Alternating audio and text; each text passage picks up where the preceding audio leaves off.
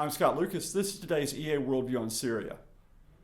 Washington's choice, Assad or the extremist? This week, Time magazine posted an article with the dramatic headline, Syria's activists come to believe that Assad not so bad. The article, written by reporter Erin Baker and based on a trip she made to Turkey, asserted that the Islamic State of Iraq and Hasham had come to dominate the Syrian insurgency. This group, ISIS, was so dangerous in its extremism, controlling towns, detaining, beating, killing people, that activists had decided that rather than see a future for Syria in which ISIS was present, they might have to accept the continued stay of President Assad in power. Erin Baker's article was based on a sum total of 3 sources. One of the sources, an activist, didn't actually say that she wanted to support Assad. She actually said she wanted to get the regime out of power. She also didn't want to see ISIS, however, have any part in Assad's removal. The other 2 sources were a journalist, Rhonda Slim, who said that some of her friends had come to believe that perhaps Assad was acceptable, and then the only first-hand account of someone who directly said that Assad might actually be the future of Syria, an activist who had grown disillusioned with the jihadist. Now, none of what I'm about to say is to deny the fact that ISIS has a presence in northern Syria.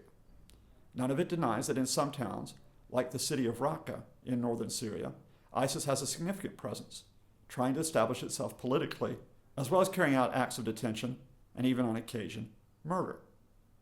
None of this is to portray ISIS as the future of the Syrian opposition, however, because here's the point. Most of the Syrian opposition continues to be groups who do not support ISIS. They do not, in fact, support extremists or jihadists or al-Qaeda-linked groups. Most of the political activists who do run local councils in opposition-held territory are not ISIS members. Many of them are secular. Others belong to Islamist groups who do not see the future as being one of sectarian extremism. Most of the insurgency is not connected with ISIS. Indeed, of the many brigades that are fighting across Syria, the large majority want nothing to do with that group. In fact, if you look very closely, the most significant military development of the last few months has been the formation of the Islamic Front, a bloc of the 7 leading insurgent groups in Syria to realign themselves to carry out the fight not only against the Assad regime, but to distance themselves from ISIS. Chances are, however, that in Time magazine, you won't read about that development. Instead, you'll read about the choice. It must be Assad, or it must be the extremist. And indeed, you'll read about it not only in Time magazine in the last few weeks, but in London's Daily Telegraph, in the Washington Post, in the New York Times. For weeks now, the media has been shouting, extremist, extremist, extremist. Why? Well, there is a grain of truth here, as we noted. But more importantly, it makes for dramatic headlines.